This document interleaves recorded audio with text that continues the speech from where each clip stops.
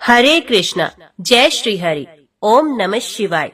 प्रिय भक्तजनों, आज बृहस्पतिवार के दिन आप बृहस्पति देव की बड़ी ही दुर्लभ कथा सुनेंगे। इस कथा को सुनने से भक्तों की सभी मनोकामनाएं भगवान बृहस्पति देव की कृपा से पूर्ण हो जाती हैं। तो आइए बड़ी ही श्रद्धा और प्रसन्नचित्त मन से इस कथा को सुनते हैं। भारतवर्ष में एक प्रतापी और दानी राजा राज्य करता था। वे नित्य गरीबों और ब्राह्मणों की सहायता करता था। ये बात उसकी रानी को अच्छी नहीं लगती थी। वे ना ही गरीबों को दान देती, ना ही भगवान का पूजन करती थी और राजा को भी दान देने से मना करती थी। एक दिन राजा शिकार खेलने वन को गए हुए थे तो रानी महल में बिल्कुल अकेली थी। उसी समय बृहस्पति देव साधु भेष में राजा के महल में भिक्षा के लिए गए और भिक्षा मांगी। रानी ने भिक्षा देने से इनकार कर दिया और कहा, हे साधु महाराज, मैं तो दान पुण्य से तंग आ गई हूँ। मेरा पति सारा धन लुटाते रहता है। मेरी इच्छा है कि हमारा सारा धन नष्ट हो जाए, फिर ना रहेगा बांस, ना बजेगी बांसुरी।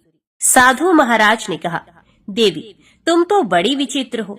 धन संतान तो सभी चाहते हैं, पुत्र और लक्ष्मी तो पापी के घर भी होने चाहिए।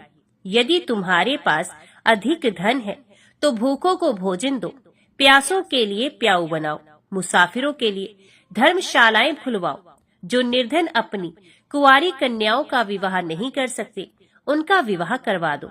ऐसे और कई काम हैं जिनके करने से तुम्हारा यश लोक परलोक में फैलेगा। परंतु रानी पर उपदेश का कोई प्रभाव नहीं पड़ा। वे बोली, महाराज, आप मुझे कुछ उपदेश ना दे। मैं ऐसा धन नहीं चाहती जो हर जगह बांटती फिरूं। साधु ने उत्तर दिया, यदि तुम्हारी ऐसी इच्छा है तो तथास्तु। तुम ऐसा करना कि बृहस्पतिवार को घर लीपकर पीली मिट्टी से अपना सर धोकर स्नान करना, भट्टी चढ़ाकर कपड़े धोना। ऐसे करने से आपका सारा धन नष्ट हो जाएगा। इतना कहकर वे साधु महाराज वहां से आलोप हो गए। साधु के अनुसार कई बातों को पूरा करते हुए रानी को केवल 3 बृहस्पतिवार ही बीते थे कि उसकी समस्त धन संपत्ति नष्ट हो गई। भोजन के लिए राजा का परिवार तरसने लगा। तब एक दिन राजा ने रानी से बोला कि हे रानी, तुम यहीं रहो, मैं दूसरे देश को जाता हूँ, क्योंकि यहाँ पर सभी लोग मुझे जानते हैं, इसलिए मैं कोई छोटा कार्य नहीं कर सकता। ऐसा कहकर राजा परदेश चला गया। वहां वह जंगल से लकड़ी काट कर लाता और शहर में बेचता था। इस तरह वे अपना जीवन व्यतीत करने लगा। इधर राजा के परदेश जाते ही रानी और दासी दुखी रहने लगी। एक बार जब रानी और दासी को 7 दिन तक बिना भोजन के रहना पड़ा तो रानी ने अपनी दासी से कहा, हे दासी, पास ही के नगर में मेरी बहन रहती है। वे बड़ी ही धनवान है, तो उसके पास जा और कुछ ले आ, ताकि थोड़ी बहुत गुजर बसर हो जाए। दासी रानी की बहन के पास गई। उस दिन गुरुवार था और रानी की बहन उस समय बृहस्पतिवार व्रत की कथा सुन रही थी। दासी ने रानी की बहन को अपनी रानी का संदेश दिया, लेकिन रानी की बड़ी बहन ने कोई उत्तर नहीं दिया।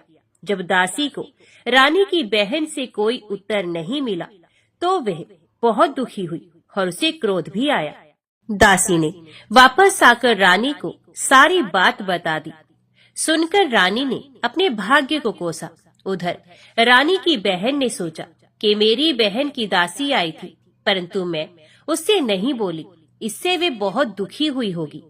कथा सुनकर और पूजन समाप्त करके वे अपनी बहन के घर आई और कहने लगी, हे बहन, मैं बृहस्पतिवार का व्रत कर रही थी। तुम्हारी दासी मेरे घर आई थी, परंतु जब तक कथा होती है तब तक ना तो उठते हैं और ना ही बोलते हैं, इसलिए मैं नहीं बोली। कहो दासी, क्यों गई थी? रानी बोली, बहन, तुमसे क्या छिपाऊं, हमारे घर में खाने तक का अनाज नहीं है। ऐसा कहते कहते रानी की आंखें भर आई। उसने दासी समेत पिछले 7 दिनों से भूखे रहने तक की बात अपनी बहन को विस्तार पूर्वक सुना दी। रानी की बहन बोली, देखो बहन, भगवान बृहस्पति देव सबकी मनोकामनाओं को पूर्ण करते हैं। देखो, शायद तुम्हारे घर में अनाज रखा हो। पहले तो रानी को विश्वास नहीं हुआ, पर बहन के आग्रह करने पर उसने अपनी दासी को अंदर भेजा तो उसे सचमुच अनाज से भरा एक घड़ा मिल गया। ये देखकर दासी को बड़ी हैरानी हुई। दासी रानी से कहने लगी, हे रानी, जब हमको भोजन नहीं मिलता तो हम व्रत ही तो करते हैं, इसलिए क्यों ना इनसे व्रत और कथा की विधि पूछ ली जाए ताकि हम भी व्रत कर सके। तो रानी ने अपनी बहन से बृहस्पतिवार व्रत के बारे में पूछा। उसकी बहन ने बताया, बृहस्पतिवार के व्रत में चने की दाल और मुनक्का से भगवान विष्णु का केले की जड़ में पूजन करें तथा दीपक जलाएं, व्रत कथा को सुने और पीला भोजन ही करें। इससे बृहस्पति देव प्रसन्न होते हैं। व्रत और पूजन विधि बताकर रानी की बहन अपने घर को लौट गई। 7 दिन के बाद जब गुरुवार आया तो रानी और दासी ने व्रत रखा। घुड़साल में जाकर चना और गुड़ लेकर आई, फिर उसे केले की जड़ तथा भगवान विष्णु का पूजन किया। अब पीला भोजन कहाँ से आए, इस बात को लेकर दोनों बहुत दुखी थे। चूंकि उन्होंने व्रत रखा था, इसलिए बृहस्पति देव उन पर बहुत प्रसन्न थे। इसलिए वे एक साधारण व्यक्ति का रूप धारण कर 2 थालों में सुंदर पीला भोजन दासी को दे गए। भोजन पाकर दासी प्रसन्न हुई और फिर रानी के साथ मिलकर भोजन ग्रहण किया। उसके बाद वे सभी गुरुवार को व्रत और पूजन करने लगी। बृहस्पति भगवान की कृपा से उनके पास फिर से धन संपत्ति आ गई, परंतु रानी फिर से पहले की तरह आलस करने लगी। तब दासी बोली, देखो रानी, तुम पहले भी इस प्रकार आलस करती थी। तुम्हें धन रखने में कष्ट होता था, इस कारण सभी धन नष्ट हो गया। और अब जब भगवान बृहस्पति देव की कृपा से धन मिला है तो तुम्हें फिर से आलस होता है। रानी को समझाते हुए दासी कहती है कि बड़ी मुसीबतों के बाद हमने ये धन पाया है, इसलिए हमें दान पुण्य करना चाहिए, भूखे मनुष्यों को भोजन कराना चाहिए और धन को शुभ कार्यों में खर्च करना चाहिए, जिससे तुम्हारे कुल का यश बढ़ेगा, स्वर्ग की प्राप्ति होगी और पितृ प्रसन्न होंगे। दासी की बात मानकर रानी अपना धन शुभ कार्यों में खर्च करने लगी, जिससे पूरे नगर में उसका यश फैलने लगा। बृहस्पतिवार व्रत कथा के बाद श्रद्धा के साथ आरती की जानी चाहिए। इसके बाद प्रसाद बांटकर उसे ग्रहण करना चाहिए। एक दिन राजा दुखी होकर जंगल में एक पेड़ के नीचे आसन जमाकर बैठ गया। वे अपनी दशा को याद करके व्याकुल होने लगा। बृहस्पतिवार का दिन था। एकाएक उसने देखा कि निर्जन वन में एक साधु प्रकट हुए। वे साधु वेश में स्वयं बृहस्पति देवता थे। लकड़हारे के सामने आकर बोले, हे लकड़हारे, इस सुनसान जंगल में तू चिंता मगन क्यों बैठा है? लकड़हारे ने दोनों हाथ जोड़कर प्रणाम किया और उत्तर दिया, महात्मा जी, आप सब कुछ जानते हैं, मैं क्या कहूँ। ये कहकर वे रोने लगा और साधु को अपनी आत्म कथा सुना दी। महात्मा जी ने कहा, तुम्हारी स्त्री ने बृहस्पतिवार के दिन बृहस्पति भगवान का निरादर किया है, जिसके कारण रुष्ट होकर उन्होंने तुम्हारी ये दशा कर दी है। अब तुम चिंता ना करो और चिंता को दूर करके मेरे कहने पर चलो, तो तुम्हारे सब कष्ट दूर हो जाएंगे और भगवान पहले से भी अधिक संपत्ति देंगे। तुम बृहस्पतिवार के दिन कथा किया करो। 2 पैसे के चने मुनक्का लाकर उसका प्रसाद बनाओ और शुद्ध जल से लोटे में शक्कर मिलाकर अमृत तैयार करो। कथा के पश्चात प्रेमियों में अमृत व प्रसाद बांटकर आप भी ग्रहण करो। ऐसा करने से भगवान बृहस्पति देव तुम्हारी सब मनोकामनाएं पूर्ण करेंगे। साधु के ऐसे वचन सुनकर लकड़हारा बोला, हे प्रभु, मुझे लकड़ी बेचकर इतना पैसा नहीं मिलता जिससे भोजन के उपरांत कुछ बचा सकूं। मैंने रात्रि में अपनी स्त्री को व्याकुल देखा है। मेरे पास कुछ भी नहीं जिससे मैं उसकी खबर मंगा सकूं। साधु महाराज ने कहा, हे लकड़हारे, तुम किसी बात की चिंता मत करो। बृहस्पतिवार के दिन तुम रोजाना की तरह लकड़ियां लेकर शहर को जाओ। तुमको रोज से दुगना धन प्राप्त होगा, जिससे तुम भली भांति भोजन कर लोगे तथा बृहस्पति देव की पूजा का सामान भी आ जाएगा। इतना कहकर साधु महाराज अंतर ध्यान हो गए। धीरे धीरे समय व्यतीत होने पर फिर वही बृहस्पतिवार का दिन आया। लकड़हारा जंगल से लकड़ी काटकर किसी शहर में बेचने गया और उसे उस दिन और भी अधिक पैसा मिला। राजा ने चना गुड़ आदि लाकर गुरुवार का व्रत किया। उस दिन से उसके सभी कलेश दूर हुए, परंतु जब दोबारा गुरुवार का दिन आया तो बृहस्पतिवार का व्रत करना वे भूल गया। इस कारण बृहस्पति देव उन पर नाराज हो गए। उस दिन उस नगर के राजा ने विशाल यज्ञ का आयोजन किया था तथा शहर में ये घोषणा करा दी थी कि कोई भी मनुष्य अपने घर में भोजन ना बनाए, न आग जलाए। समस्त जनता मेरे यहाँ भोजन करने आए। इस आज्ञा को जो नहीं मानेगा उसे फांसी की सजा दी जाएगी। इस तरह की घोषणा संपूर्ण नगर में करवा दी गई। राजा की आज्ञा अनुसार शहर के सभी लोग भोजन करने गए, लेकिन लकड़हारा कुछ देर से पहुंचा, इसलिए राजा उसको अपने साथ घर ले गए और ले जाकर भोजन करा ही रहे थे तो रानी की दृष्टि उस खूंटी पर पड़ी जिस पर उसका हार लटका हुआ था। वे वहां पर दिखाई नहीं दिया। रानी ने निश्चय किया कि मेरा हार इस मनुष्य ने ही चुराया है। उसी समय सिपाहियों को बुलाकर उसको कारागार में डलवा दिया गया। जब लकड़हारा कारागार में गया और बहुत दुखी होकर विचार करने लगा कि ना जाने कौन से पूर्व जन्म के कर्म से मुझे ये दुख प्राप्त हुआ है, और उसी साधु को याद करने लगा जो कि उसे जंगल में मिला था। उसी समय तत्काल बृहस्पति देव साधु के रूप में प्रकट हुए और उसकी दशा को देखकर कहने लगे, अरे मूर्ख, तूने बृहस्पति देव की कथा नहीं करी, इस कारण तुझे दुख प्राप्त हुआ है। अब चिंता मत कर, बृहस्पतिवार के दिन कारागार के दरवाजे पर 4 पैसे पड़े मिलेंगे, उनसे तू बृहस्पति देव की पूजा करना, सभी कष्ट दूर हो जाएंगे। बृहस्पतिवार के दिन उसे 4 पैसे मिले। लकड़हारे ने कथा कही। उसी रात्रि को बृहस्पति देव ने उस नगर के राजा को स्वप्न में कहा, हे राजा, तुमने जिस आदमी को कारागार में बंद कर दिया है वे निर्दोष है, वे राजा है, उसे छोड़ देना। रानी का हार उसी खूंटी पर लटका है। अगर तू ऐसा नहीं करेगा तो मैं तेरे राज्य को नष्ट कर दूंगा। इस तरह रात्रि के स्वप्न को देखकर राजा प्रातःकाल उठा और खूंटी पर हार देखकर लकड़हारे को बुलाकर क्षमा मांगी तथा लकड़हारे को योग्य सुंदर वस्त्र आभूषण देकर विदा कर दिया। बृहस्पति देव की आज्ञा अनुसार लकड़हारा अपने नगर को चला गया। राजा जब अपने नगर के निकट पहुंचा तो उसे बड़ा आश्चर्य हुआ। नगर में पहले से अधिक बाग, तालाब, कुएं तथा बहुत सी धर्मशाला, मंदिर आदि बन गई थी। राजा ने पूछा, ये किसका बाग और धर्मशाला है? तब नगर के सब लोग कहने लगे, ये सब रानी और दासी की है।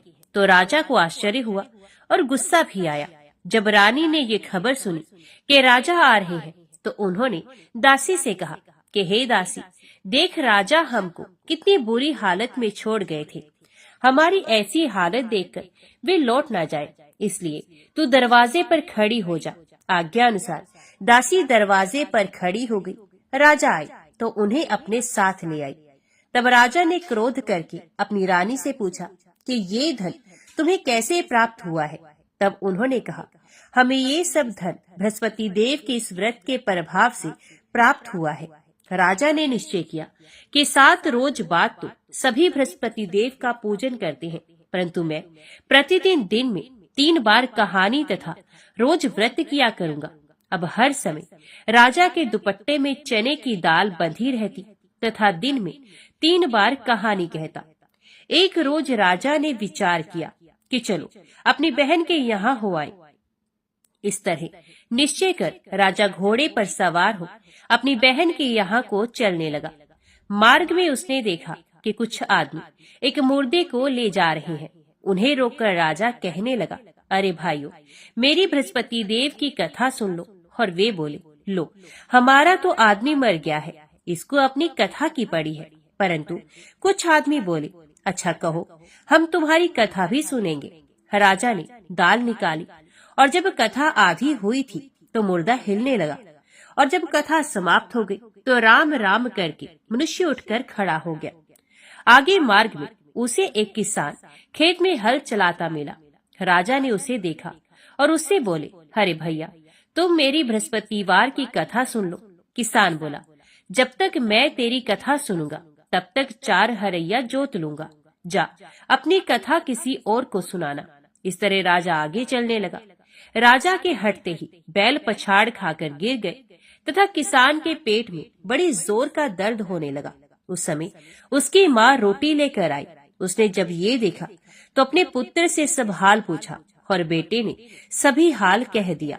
तो बुढ़िया दौड़ी दौड़ी उस घुड़सवार के पास गई और उससे बोली कि मैं तेरी कथा सुनूंगी, तू अपनी कथा मेरे खेत पर चलकर ही कहना। राजा ने बुढ़िया के खेत पर जाकर कथा कही, जिसके सुनते ही वे बैल उठकर खड़ा हुआ तथा किसान के पेट का दर्द भी बंद हो गया। राजा अपनी बहन के घर पहुंचा। बहन ने भाई की खूब मेहमानी की। दूसरे रोज प्रातः काल राजा जगा तो वे देखने लगा कि सब लोग भोजन कर रहे हैं। राजा ने अपनी बहन से कहा, ऐसा कोई मनुष्य है जिसने भोजन ना किया हो? मेरी बृहस्पतिवार की कथा सुन ले। बहन बोली, हे भैया, ये देश ऐसा ही है कि पहले यहाँ लोग भोजन करते हैं, बाद में अन्य काम करते हैं। अगर कोई पड़ोस में हो तो देखाओ। वे ऐसा कहकर देखने के लिए चली गई, परंतु उसे कोई ऐसा व्यक्ति नहीं मिला जिसने भोजन ना किया हो। अतः वे एक कुम्हार के घर गई जिसका लड़का बीमार था। उसे मालूम हुआ कि उनके यहाँ 3 रोज से किसी ने भोजन नहीं किया है। रानी ने अपने भाई की कथा सुनने के लिए कुम्हार से कहा। वे तैयार भी हो गया। राजा ने जाकर बृहस्पतिवार की कथा कही, जिसको सुनकर उसका लड़का ठीक हो गया। अब तो राजा की प्रशंसा होने लगी। एक रोज राजा ने अपनी बहन से कहा कि हे बहन, हम अपने घर को जाएंगे, तुम भी तैयार हो जाओ। राजा की बहन ने अपनी सास से कहा। सास ने कहा, हाँ चली जा, परंतु अपने लड़कों को मत लेकर जाना, क्योंकि तेरे भाई के कोई औलाद नहीं है। बहन ने अपने भैया से कहा, हे भैया, मैं तो चलूंगी, पर कोई बालक नहीं आएगा। राजा बोला, जब कोई बालक नहीं चलेगा तब तुम भी क्या करोगी? बड़े दुखी मन से राजा अपने नगर को लौट आया। राजा ने अपने रानी से कहा, हम निर्वंशी हैं, हमारा मुंह देखने का धर्म नहीं है और कुछ भोजन आदि नहीं किया। रानी बोली, हे प्रभु, बृहस्पति देव ने हमें सब कुछ दिया है, वे हमें औलाद भी अवश्य ही देंगे। उसी रात को बृहस्पति देव ने राजा से स्वप्न में कहा, हे राजा, उठ, सभी सोच त्याग दे, तेरी रानी गर्भ से है। राजा की ये बात सुनकर बड़ी खुशी हुई। 9वें महीने में उसके गर्भ से एक सुंदर पुत्र ने जन्म लिया। तब राजा बोला, हे रानी, स्त्री बिना भोजन के रह सकती है, पर बिना कहे नहीं रह सकती। जब मेरी बहन आए तो मुझसे कुछ मत कहना। रानी ने सुनकर हाँ कर दिया। जब राजा की बहन ने ये शुभ समाचार सुना तो वे बहुत खुश हुई तथा बधाई लेकर अपने भाई के यहाँ आई। तभी रानी ने कहा, घोड़ा चढ़कर तो नहीं आई, गधा चढ़ी आई। राजा की बहन बोली, भाभी, मैं इस प्रकार ना कहती तो तुम्हें औलाद कैसे मिलती? बृहस्पति देव ऐसे ही हैं, जैसे जिसके मन में कामनाएं होती हैं सभी को पूर्ण करते हैं। जो सद्भावना पूर्वक बृहस्पतिवार का व्रत करता है एवं कथा पढ़ता है अथवा सुनता है, दूसरों को सुनाता है, बृहस्पति देव उसकी सभी मनोकामनाओं को पूर्ण करते हैं। भगवान बृहस्पति देव उसकी सदैव रक्षा करते हैं। संसार में जो मनुष्य सद्भावना से भगवान जी का पूजन व्रत सच्चे हृदय से करते हैं तो उनकी सभी मनोकामनाएं पूर्ण करते हैं। जैसी सच्ची भावना से रानी और राजा ने उनकी कथा का गुणगान किया तो उनकी सभी इच्छाएं भगवान बृहस्पति देव जी ने पूर्ण की थी। इसलिए पूर्ण कथा सुनने के बाद प्रसाद लेकर जाना चाहिए। हृदय से उसका मनन करते हुए जयकारा बोलना चाहिए। तो बोलो, भगवान बृहस्पति देव की जय। भी श्रवण कीजिए बृहस्पतिवार गुरुवार व्रत की दूसरी कथा। प्राचीन काल में एक बहुत ही निर्धन ब्राह्मण था। उसके कोई संतान नहीं थी। वे नित्य पूजा पाठ करता और उसकी स्त्री ना तो स्नान करती ना किसी देवता का पूजन करती। इस कारण ब्राह्मण देवता बहुत दुखी रहते थे। अपनी पत्नी को बहुत समझाते किंतु उसका कोई परिणाम नहीं निकलता। भगवान की कृपा से ब्राह्मण के यहाँ एक कन्या उत्पन्न हुई। कन्या बड़ी होने लगी। प्रातः स्नान करके वे भगवान विष्णु का जप करती थी। बृहस्पतिवार का व्रत भी करने लगी। पूजा पाठ समाप्त कर पाठशाला जाती तो अपनी मुट्ठी में जौ भर के ले जाती और पाठशाला के मार्ग में डालती हुई जाती। लौटते समय वही जौ स्वर्ण के हो जाते तो उनको बीनकर घर ले आती। एक दिन वे बालिका सूप में उन सोने के जौ को फटक कर साफ कर रही थी कि तभी उसकी माँ ने देख लिया और कहा कि हे बेटी, सोने के जौ को फटकने के लिए सोने का सूप भी तो होना चाहिए। दूसरे दिन गुरुवार था। कन्या ने व्रत रखा और बृहस्पति देव से सोने का सूप देने की प्रार्थना की और कहा कि हे प्रभु, यदि सच्चे मन से मैंने आपकी पूजा की हो तो मुझे सोने का सूप दे दो। बृहस्पति देव ने उसकी प्रार्थना स्वीकार कर ली। रोजाना की तरह वे कन्या जौ फैलाती हुई पाठशाला चली गई। पाठशाला से लौटकर जब वे जौ बीन रही थी तो बृहस्पति देव की कृपा से उसे सोने का सूप मिला। उसे वे घर ले आई और उससे जौ साफ करने लगी, परंतु उसकी माँ का वही ढंग रहा। एक दिन की बात है, कन्या सोने के सूप में जब जौ साफ कर रही थी, उस समय उस नगर का राजकुमार वहां से निकला। कन्या के रूप और कार्य को देखकर वे उस पर मोहित हो गया। राजमहल आकर वे भोजन तथा जल त्याग कर उदास होकर लेट गया। राजा को जब राजकुमार द्वारा अन्न जल त्यागने का समाचार ज्ञात हुआ तो अपने मंत्रियों के साथ वे अपने पुत्र के पास गया और पूछा, हे बेटा, तुम्हें किस बात का कष्ट है? किसी ने तुम्हारा अपमान किया है अथवा कोई और कारण है? मुझे बताओ, मैं वही कार्य करूंगा जिससे तुम्हें प्रसन्नता हो। अपने पिता की बातें सुनकर राजकुमार बोला, हे पिताजी, मुझे किसी बात का दुख नहीं है। किसी ने मेरा अपमान नहीं किया है, परंतु मैं उस लड़की के साथ विवाह करना चाहता हूँ जो सोने के सूप में जौ को साफ कर रही थी। राजकुमार ने राजा को उस लड़की के घर का पता भी बता दिया। मंत्री उस लड़की के घर गया। मंत्री ने ब्राह्मण के समक्ष राजा की ओर से निवेदन किया। कुछ ही दिन के बाद ब्राह्मण की कन्या का विवाह राजकुमार के साथ संपन्न हो गया। कन्या के घर से जाते ही ब्राह्मण के घर में पहले की भांति गरीबी का निवास हो गया। एक दिन दुखी होकर ब्राह्मण अपनी पुत्री से मिलने गया। बेटी ने पिता की अवस्था को देखा और अपनी माँ का हाल पूछा। ब्राह्मण ने सभी हाल कह सुनाया। कन्या ने बहुत सा धन देकर अपने पिता को विदा किया, लेकिन कुछ दिन के बाद फिर वही हाल हो गया। ब्राह्मण फिर अपनी कन्या के यहाँ गया और सभी हाल कहा तो पुत्री बोली, पिताजी, आप माताजी को यहाँ ले आओ, मैं उन्हें वे विधि बता दूंगी जिससे गरीबी दूर हो जाए।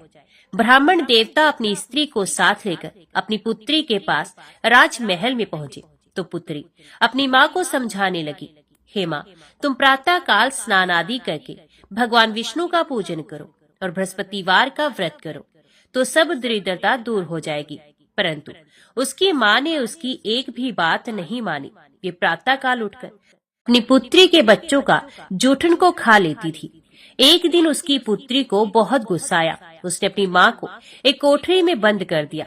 प्रातः उसे स्नान आदि करा के पूजा पाठ करवाया तो उसकी माँ की बुद्धि ठीक हो गई। इसके बाद वे नियम से पूजा पाठ करने लगी और प्रत्येक बृहस्पतिवार को व्रत भी करने लगी। इस व्रत के प्रभाव से मृत्यु के बाद वे स्वर्ग को गई। ये ब्राह्मण भी सुख पूर्वक इस लोक का सुख भोग कर स्वर्ग को प्राप्त हुआ। अभी आप श्रवण कीजिए बृहस्पति देव की आरती। जय बृहस्पति देवा, ओम जय बृहस्पति देवा, छिन छिन भोग लगाऊं कदली फल मेवा। ओम जय बृहस्पति देवा, तुम पूर्ण परमात्मा, तुम अंतर्जामी, जगत पिता जगदीश्वर, तुम सबके स्वामी। ओम जय बृहस्पति देवा, चरणामृत निज निर्मल, सब पातक हरता, सकल मनोरथ दायक, कृपा करो भरता। ओम जय बृहस्पति देवा, तन मन धन अर्पण कर जो शन शरण पड़े, प्रभु प्रकट तब होकर आकर द्वार खड़े। ओम जय बृहस्पति देवा, दीन दयाल दयानिधि भक्त हितकारी, पाप दोष सब हरता भव बंधन हारी। ओम जय बृहस्पति देवा, सकल मनोरथ दायक सब संशय हारो, विषय विकार मिटायो संतन सुखकारी।